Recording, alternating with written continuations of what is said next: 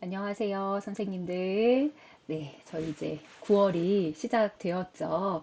아마 우리 선생님들께서도 이제 재정비를 잘 하시고, 우리 멘티들을 만나고 계실 텐데요. 저희가 이번 달 같은 경우에는 제가 이제 저희가 멘토링 안에다가 좀 넣어봤으면 좋겠을 만한 그런 교수학습 방법들을 몇 가지를 선생님들께 이제 말씀을 드리려고 합니다. 그래서 저희 이제 원래는 제가 이제 AI 뭐 관련해서 에듀테크 이런 것들을 좀 준비를 하려다가 생각보다 이제 저희 교육 현장에서 에듀테크를 엄청 많이, 그러니까 원래는 굉장히 이제 목표 같은 경우는 많이 이제 도입을 하고 이렇게 많은 것들을 하려고 했던 목표들이 있었으나 이제 현실적으로 이제 그런 것들이 좀 쉽지 않은 거죠, 교육 현장에서. 그래서 이제 그리고 어떤 것들을 이제 초반에는 굉장히 많이 도입을 하려고 했으나 막상 이제 도입을 했었을 때 좀 나타나는 문제점들이나 좀 몇 가지 걱정, 우려 이런 것들이 이제 많이 발생하고 있어서 그래서 저희가 오늘 같은 경우에는 이러한 현 시점에 대해서도 좀 이해를 해보고 그리고 저희가 그래도 이제 이러한 상황에서 저희가 좀 멘토링 안에서 그래도 좀 적용해 볼 수 있는 것들을 같이 알아보는 시간을 갖도록 하겠습니다. 그러면 저희 이제 계속 이어서 진행을 해 보도록 할게요.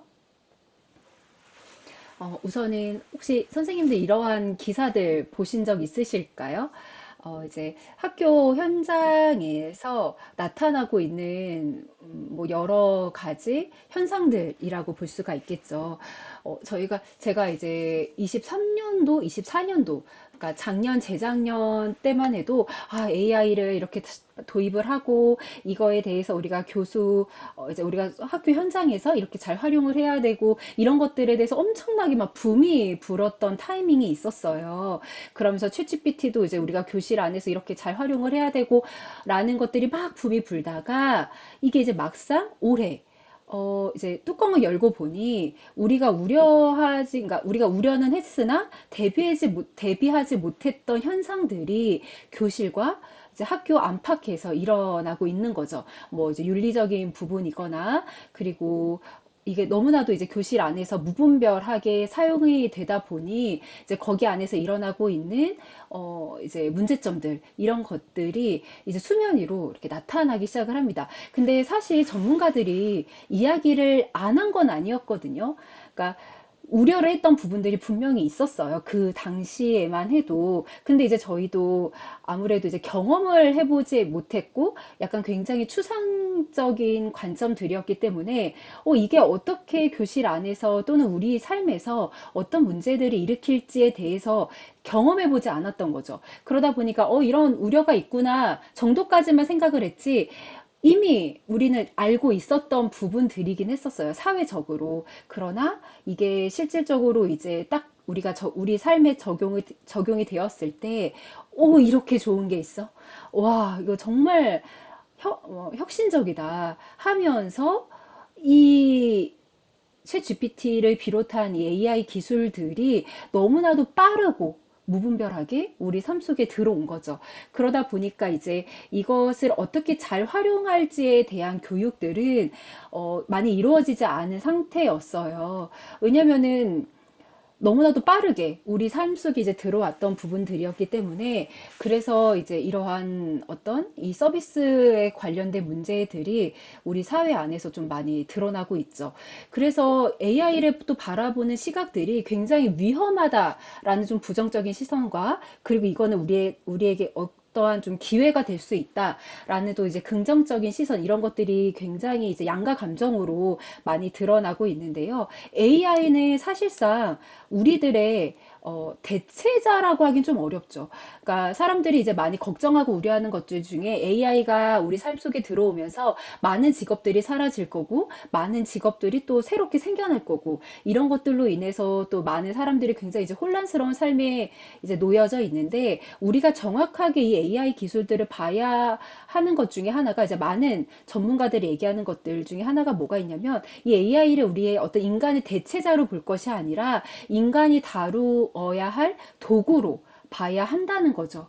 그래서 이제 우리가 이것들을 어떻게 좀 잘 사용을 해야 할지, 그래서 요즘 이제 교육 현장에서도 이제 많은 아이들, 그러니까 아이들뿐만이 아니라 교사, 뭐 학생들, 그리고 이제 이런 것들을 개발하는 사람들에게 이 이제 AI 리터러시 역량을 강화시키기 위한 많은 교육들이 들어가고 있습니다. 근데 이제 이게 우리 삶 속에 들어오는 속도에 이제 못 따라가는 것 같아요. 그래서 그래도 저희가 좀 긍정적으로 보아야 할 부분 중에 하나는 그래도 이제 이 리터러시 관련된 많은 어, 역량 강화를 위한 이제 교수법이라든지 많은 교육들이 이제 계속 시도가 되고 있고 이루어지고 있다라고 이제 저희가 볼 수가 있겠죠. 하지만 우리 아이들에게, 그러니까 어른들은 그래도 뭐 어른들마다 다르겠죠. 어른들마다 다르겠지만 그래도 비교적 저희가 이것들을 어떻게 좀 잘 다루어야 할지 시행착오를 겪으면서 이제 이것들에 대한 느 정도의 학습법이나 이제 사용 방법들을 습득을 하게 되는데 이제 우리 아이들 같은 경우에는 그렇지 않다는 거예요. 제가 이 부분에 대해서도 이전에 여름 특강 때도 선생님들께 몇 번 말씀드린 것들이 있었고, 그것에 대한 어떤 단면의 예가 바로 제가 이제 선생님들께 보여드리는 이 기사가 아닐까 싶습니다. 자, 그래서 저희가 이제 이 AI를 떼어놓고는, 이제는 우리 삶을 설명하기 좀 어려울 것 같아요. 그래서 이제 저희가 이미 뭐 대학교, 고등학교, 중학교까지도 이 챗 GPT나 이 생성형 AI 활용이 증가가 많이 늘어나고 있고요. 뭐 캔바나 미래 캠퍼스 같은 이러한 도구들도 교육 현장에서 정말 많이, 특히 뭐 패들릿 같은 경우는 초등학교 아이들에게도 그냥 수업에 굉장히 자연스럽게 들어가는 도구 중에 하나가 되었습니다. 그렇기 때문에 저희가 이제 이런 AI 기술이나 이런 것들에 대해서 그냥 안 쓰는 것은 이제는 뭐 시대착오적 생각이 될 것 같고요. 이것들을 어떻게 좀 잘 우리가 이제 도구로서 잘 사용을 할 수 있을지가 결국은 우리 안에 있는 과제가 되지 않을까 싶습니다. 자, 그러면 이제 저희가 이 AI에 대한 활용을 할 때 좀 주의해야 할 점들이 있을 텐데요. AI 답변들은 100% 정답이 아닙니다. 아마 선생님들도 사용하신 분은 아시겠지만 굉장히 정말 그럴싸한 언어들로 초반에는 이렇게 사람을 이렇게 매료시키는 것들이 있어요. 와, 이거 정말 어떻게 나에 대해서 이렇게 표현해주지? 어떻게 이거를 이렇게 빠르게 정리를 해주지? 그러나 이 정보들에 대해서 저희가 조금 더 깊이 있게 들어가 보면은 오류가 굉장히 많습니다. 정말 정말 많아요.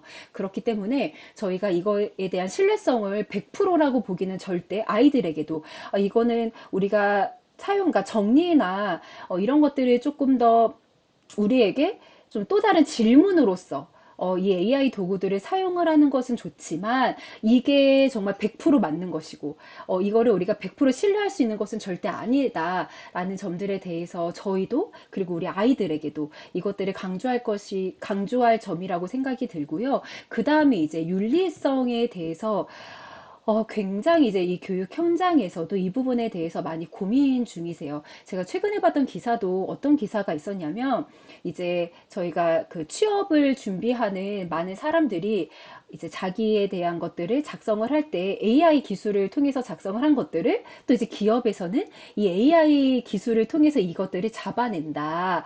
이러한 기사들을 제가 최근에 본 적이 있습니다. 그러니까 이게 어떻게 보면은 이 AI에게 이제 나의 이력서나 어떤 이제 이런 것들을 맡기고, 근데 이제 이거를 그럴싸하게 내가 쓴 것처럼, 그러니까 여기 안에서 또 이제 윤리적인 문제가 발생을 한다는 거죠. 그래서 이제 이러한 좀 윤리성의 부분, 그리고 이제 저희 상담 현장에서도 그렇고, 많은 선생님들도 그렇고, 이 개인정보 보호에 대해서 굉장히 강조하고 있어요.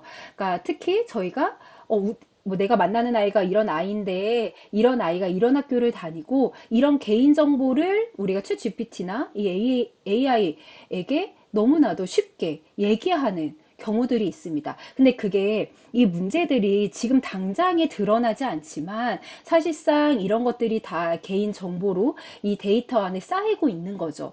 그렇기 때문에 이게 차후에 그러니까 어떤 문제를 일으킬지에 대해서는 굉장히 무섭고 조심스럽게 많은 전문가들이 이제 이야기를 하고 있어요. 절대 개인정보 같은 경우에는 넣어서는 안 된다. 그렇기 때문에 이 부분에 대해서도 특히 저희가 이제 사진 같은 거 예전에 최근에 좀 사진을 애니메이션으로 바꾸는 이러한 또 굉장히 많은 붐이 있었죠. 근데 또 한켠에서는 이것에 대해서 굉장히 문제를 삼았던 경우가 있었어요. 그러니까 이것도 우리의 이제 개인 정보가 이 데이터 안에 쌓이는 거고 이게 굉장히 무서운 선택이다라는 내용들도 저희가 이제 많이 볼 수가 있었던 내용들이었습니다. 그래서 이제 개인 정보를 어떻게 이 AI를 활용할 때 이 개인 정보라는 영역을 어떻게 잘 어느 정도까지만 사용을 하고 어느 정도까지는 절대 사용을 하면 안 되는지 이런 부분들에 대해서도 저희가 좀 주의를 해야 될 부분이고요. 그리고 균형적 사용이 필요하겠죠. 그러니까 맹목적으로 이 AI, 이챗 GPT를 사용하는 것이 아니라 이게 없어도 우리가 알아서 잘할 수 있는 이런 역량이 같이 동시에 좀 개발이 되어야 한다라는 게 많은 전문가들이 이제 주장하고 있는 이야기들입니다. 특히 이제 우리 학생들, 그러니까 우리 이제 미성년자, 그리고 이제 초중고를 다니고 있는 학생들에게 특히나 이 균형적 사용이 너무나도 중요하게 다뤄져야 하는 부분으로 보여지고 있어요. 그러니까 제가 이전에도 얘기했지만 예를 들어서 과제를 하는데 이제 딱 사진을 찍고 그거를 챗 GPT한테 올려서 챗 GPT가 만들어주는 내용들을 그대로 작성하는 이게 이 교실 안에서 정말 많이 이루어지고 있습니다. 그러니까 이제 이거를 되게 당당하게 하는 아이들도 있고요. 이거를 이제 몰래 몰래 내가 하는 것처럼 꾸며내면서 하는 친구들이 있죠. 근데 이게 이제 무슨 뭐 윤리적, 뭐 신뢰성 이런 부분하고도 연관이 있겠지만 결국은 이 아이의 역량 개발에는 저해하는 선택들이거든요. 근데 이제 아이들은 내 눈앞에 있는 이것들을 잘 해내고 싶고, 이 닥친 문제들을 빨리 해결하고 싶다 보니, 이렇게 좀 빠른 길을 선택하는 경우들을 굉장히 많이 볼 수 있는 거죠. 그렇기 때문에 저희가 그래도 이 멘토링 안에서만큼은 물론 이제 이 아이들이 이 멘토링 안에서의 학습된 것들을 학교 안에서도 잘 할지에 대해서는 결국은 이 아이들의 선택이 될 수 있을 거예요. 그러나 그래도 그럼에도 불구하고 저희가 이 아이들에게 이 AI를 잘 활용할 수 있고 그리고 우리가 이것들에 대해서 이제 좀 교수법 안에다가 좀 잘 적용할 수 있는 이러한 좀 티칭이 좀 필요하지 않을까 생각이 듭니다. 자, 그래서 이제 지금 AI 에듀테크 같은 경우도 국내에서 굉장히 많이 적용이 되고 있어요. 그리고 이제 아이들에게 그 디지털 관련, 그러니까 디지털 수업이라고 해가지고 뭐 이제 에듀테크 수업이나 뭐 이제 이러한 AI 기반 맞춤형 뭐 학습 도구들이나 이런 것들에 대해서 아예 이제 그 교사를 고용을 해서 그러니까 교사라기보다는 강사를 고용을 해서 아이들에게 아주 저학년 때부터 이 수업들이 진행이 되고 있습니다. 올해 기준으로는 지금 인천 같은 경우에는 초등학교 3, 4학년부터 이 수업이 이제 진행이 되고 있고요. 뭐 향후에는 연령이 내려갈지 어떻게 될지는 아직까지는 발표가 있지는 않아요. 하지만 이제 교실 속에서 이 AI 기술들이 정말 많이 이제 들어가고 있다라는 것들을 볼 수가 있고, 그렇다면은 저희도 아마 이미 뭐 선생님들 중에서도 이 AI 기술을 이제 멘토링에다가 이미 뭐 사용하고 계신 분들이 있을 수도 있고, 아니면 나는 원래 이제 기존에 내가 하고 있었던 굉장히 이제 이전부터 우리가 계속 하고 있었던 그런 교수법들을 사용하고 계신 선생님들도 계실 겁니다. 뭐 예를 들어서 문제 풀고 뭐 채점하고 내가 설명하고 또 문제 풀고 채점하고 이거는 어떻게 보면 저희 우리나라에 있는 좀 전통적인 교수법이라고도 이제 볼 수가 있겠죠. 하지만 이제 교실 안에서 그리고 학교라는 그 공간에서 정말 이제 굉장히 빠르게 이제 이러한 변화들이 있고 아직까지 이것에 대한 효과성이라든지 이것에 대한 결과에 대해서는 아직까지 발표된 거는 없어요. 왜냐하면 거의 제가 봤을 때는 올해부터 이 AI 기술이 정말 이렇게 빠르게 들어가고 있기 때문에 아마 뭐 어느 기관에서는 이것에 대한 결과들 그리고 이것에 대한 효과성들에 대해서 이제 조사를 하고 있지 않을까 싶습니다. 하지만 아직까지 이 AI 기술이 그래서 이제 우리 학교 안에서 사용을 했을 때 어떤 문제가 있었고 어떤 것들이 좋았는데 라고 발표된 부분들은 아직까지는 없어요. 아직까지는 이제 진행 중이다라고 저희가 이제 볼 수가 있겠죠. 자, 그럼 이제 저희가 멘토링이라는 이 구조화된 수업 시간 안에 어떤 것들을 좀 활용을 해볼 수 있을지에 대한 것들을 제가 크게 이렇게 세 가지로 넣어 보았고요. 뭐 이미 뭐 선생님들께서 진행을 하고 계신 부분들도 있을 거고, 아니면은, 이 분야 또는 이러한 것들을 내가 좀 적용을 해봐야겠다. 이런 생각들을 하신 선생님들도 계실 것 같아요. 저도 이제 이 세 가지를 저희 아이와 저희 아이들과 그리고 제가 이제 있는 학교에 있는 이제 학생들에게 저도 이것저것 많이 좀 도입을 해보고 있어요. 왜냐면 좀 감을 잃지 않기 위함도 있고요. 그리고 제가 해봐야 선생님들이나 그리고 이제 제가 만나는 이제 교사들 강의 시 이럴 때마다 제가 이런 것들에 대해서 이야기를 해줄 수 있기 때문에 저도 많이 뭐 도입 많이 이제 적용도 해보고 이것저것 많이 알아도 보고 아이들에게 이제 적용을 해봤을 때 이것들이 효과적이었고, 이러한 문제들이 있구나라는 것들을 저도 지금 아직까지 이제 실행 중에 있기 때문에 제가 결론까지는 선생님들께 이야기하기는 좀 어려울 것 같아요. 그래서 아마 내년에 하시는 멘토링, 그러니까 내년에 이 복나는 프로그램에 아마 참여하시는 분들에게는 이제 이러한 뭐 효과성이나 이런 것들에 대해서 제가 좀 전달을 해 드릴 수 있지 않을까 싶고, 지금 저희 이제 우리 선생님들에게는 이런 것들이 있다, 이런 것들을 적용해 볼 수 있다 정도까지 제가 이야기를 드릴 수 있지 않을까 싶습니다. 자, 그러면 제가 이제 멘토링에 저희가 좀 적용해 볼 수 있는 교수법들에 대해서 몇 가지 좀 알려드리려고 하는데요. 우선은 굉장히 많은 교수법들이 있어요. 정말 많은 교수법들이 있고, 그리고 이제 뭐 과거부터 계속 이제 지금까지 사용되어 있는 교수법들 또는 이제 최근에 이제 개발이 되어서 이제 교육 현장에서 사용하는 또 이제 교수법들, 이런 교수법들이 있는데, 제가 이제 많이 찾아도 보고 많이 그러니까 책으로나 뭐 논문으로나도 많이 좀 찾아보았으나, 요즘에 새로 생겨난 교수법들을 아직까지 이제 적용하기에는 좀 무리감이 있겠더라고요. 왜냐면은 좀 오류도 있고, 그리고 이것들이 아이들에게 적용이 되었을 때 얼마나 효과적이었을까에 대한 것들도 아직까지는 좀 부족하다라는 그 효과성에 대해서 좀 아직까지 부족하다라는 판단이 있기 때문에 제가 오늘 선생님들께 좀 말씀드리려고 하는 교수법들은 아마 이미 선생님들이 뭐 메타인지 이런 것들은 이미 뭐 저희가 많이 들어봤던 것들이었고, 아마 뭐 PBL 같은 경우에도 선생님들이 보셨을 때, 나 이거 어디서 본 것 같은데,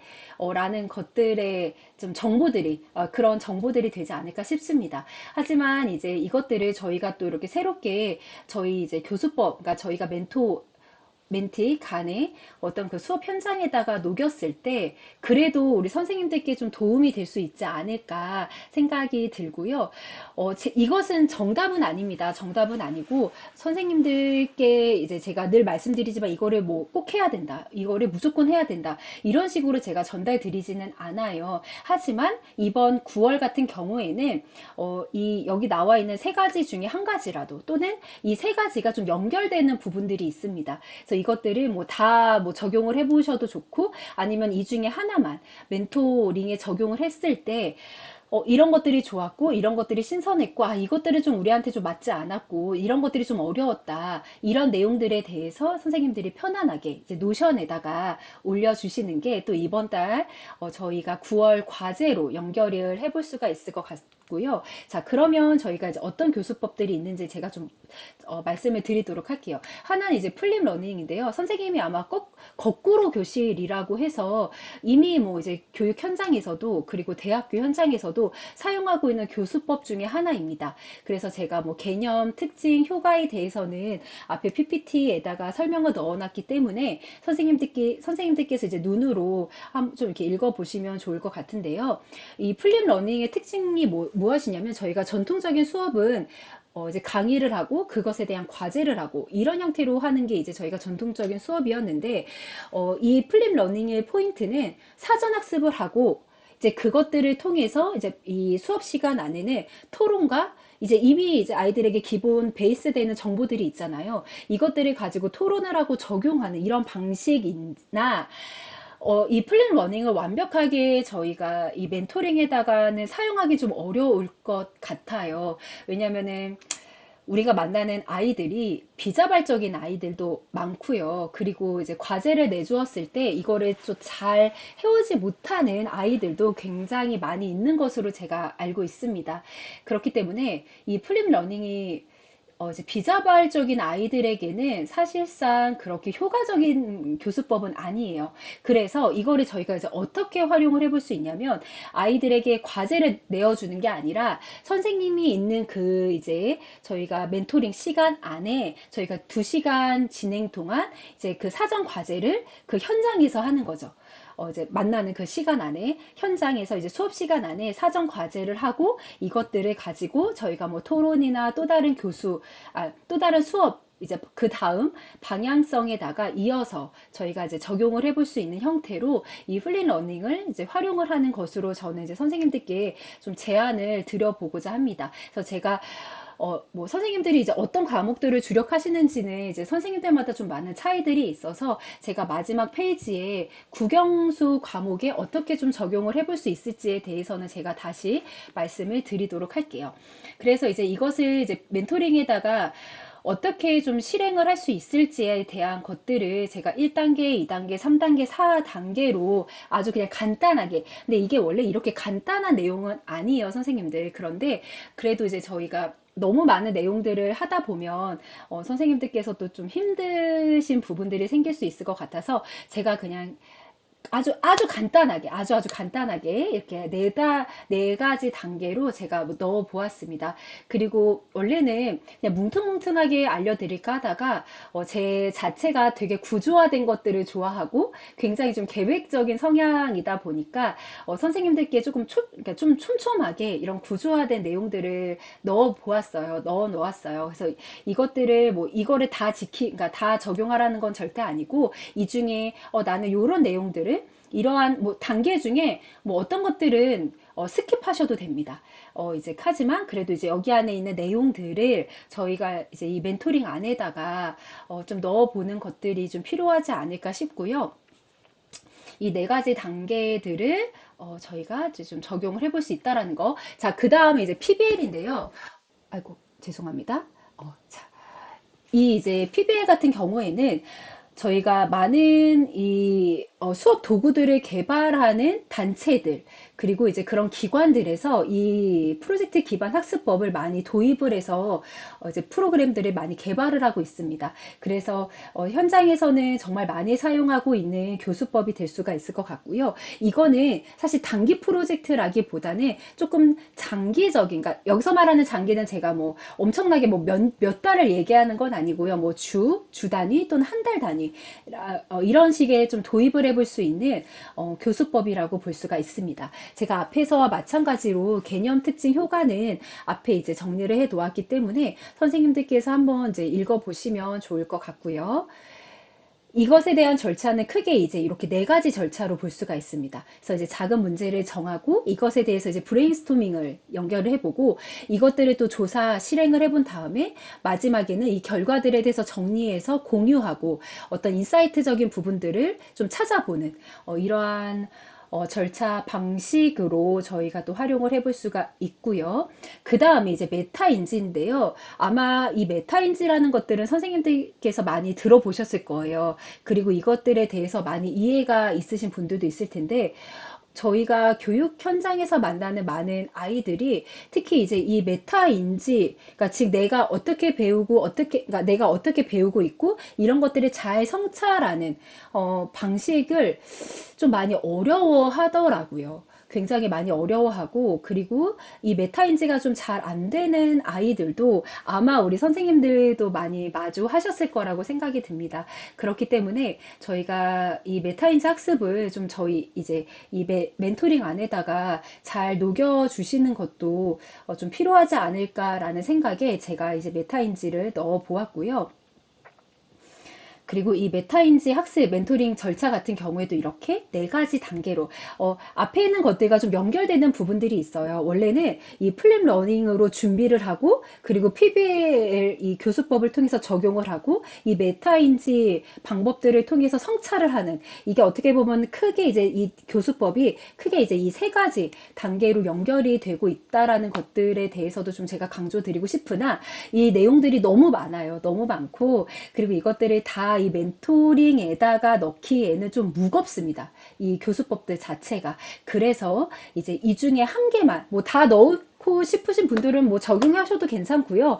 그게 아니라면 뭐 이 중에 한 가지 교수법 정도만 저희 멘토링에다가 선생님들께서 좀 다시 재구조하시고 적용해 보시고 그리고 이게 아이들에게 어떻게 나타났고 선생님들께서는 어떤 생각이 드셨고 그리고 이게 앞으로 내가 어떻게 이것들을 좀 더 활용을 해보고 싶다라는 것들에 대해서 자유롭게 선생님들께서 이제 나름 적용을 한 후에 자유롭게 이제 이것들에 대한 내용들을 좀 생각을 하고 이제 작성을 해 주시면 좋을 것 같습니다. 자, 그러면 이제 저희가 이것들을 어떻게 주요 교과에 어떻게 좀 적용을 해보면 좋을지에 대한 것들의 내용들을 제가 좀 선생님들께 말씀을 드리려고 하는데요.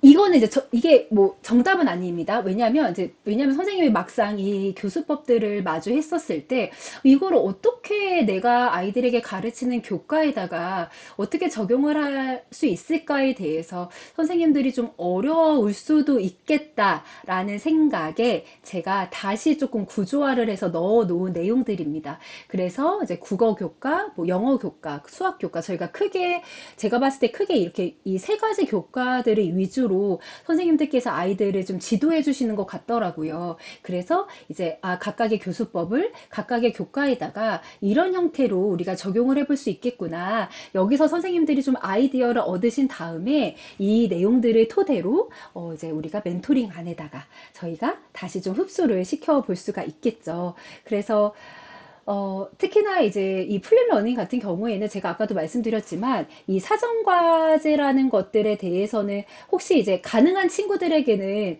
선생님들이 미리 뭐 링크라든지 뭐 자료를 주고 다음 수업 시간 오기 전에 이거 읽어와봐 이거 뭐 그러니까 뭐 좀 영상을 보고 와봐 라고 하셔도 좋고요. 만일에 이제 그렇지 않은 좀 비자발적인 친구들 그리고 이런 과제에 대한 좀 거부감이 있는 친구들에게는 제가 아까도 말씀드렸다시피 이 멘토링 현장에서 이제 프림 러닝 같은 경우에는 적용을 하시고 함께 좀 준비해 가는 방식으로 이끌어 주시면 좋을 것 같습니다.